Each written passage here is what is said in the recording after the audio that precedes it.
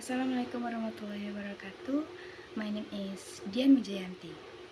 Oke, dari video sebelumnya saya sudah menjelaskan atau sudah kita pelajari bersama tentang assessment as, for, dan of learning. Nah, sekarang mari kita sama-sama memahami mengenai metode assessment. Sebelum menjelaskan lebih lanjut mengenai metode assessment, saya ada pertanyaan nih yang harus kita ketahui bagi guru maupun calon guru. Bagaimana seharusnya guru menyikapi murid yang nilainya tidak sama rata. Jadi, asesmen itu harus disesuaikan dengan kompetensi dan tujuan belajar murid.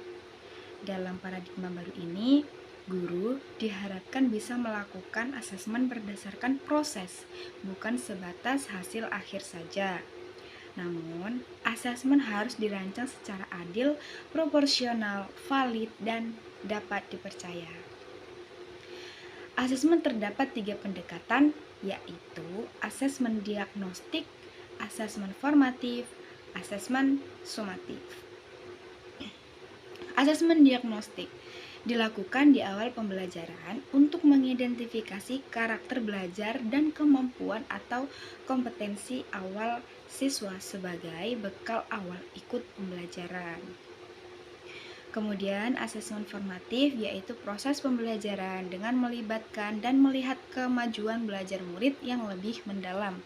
Misalnya melalui penilaian diri atau disebut dengan self-assessment, kemudian penilaian antar teman itu peer assessment, dan refleksi metakognitif.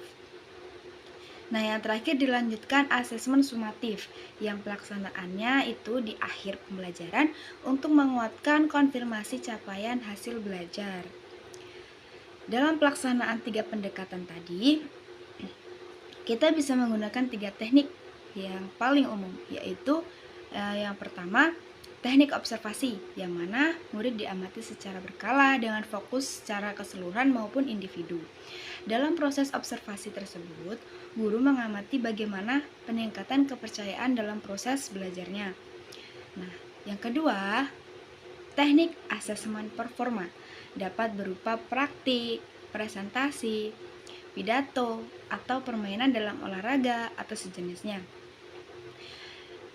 Dan yang bisa menghasilkan produk, misalnya puisi, karangan, ataupun brosur.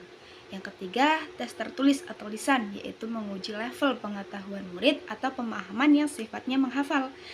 Dapat juga digunakan untuk menguji pemahaman murid dengan mengajak mereka untuk merefleksikan suatu konsep dan mengaitkannya dalam kehidupan sehari-hari melalui studi kasus. Dalam melakukan asesmen, tentunya ada beberapa instrumen yang diperlukan dalam prosesnya, yaitu pertama rubrik penilaian, yaitu dibuat untuk menilai murid dengan menggunakan kriteria dan skor tertentu. Nah, yang kedua ada instrumen checklist, bisa digunakan dalam teknik observasi dan tes lisan ataupun tertulis. Yang ketiga yaitu instrumen catatan anekdotal. Guru melakukan asesmen tentang keaktifan siswa dalam kerja kelompok, siapa murid yang aktif, pasif, atau lainnya. Nah, yang keempat, lembar pengamatan atau catatan perkembangan yang digunakan dalam asesmen formatif dengan teknik observasi. Oke, sekian dari saya.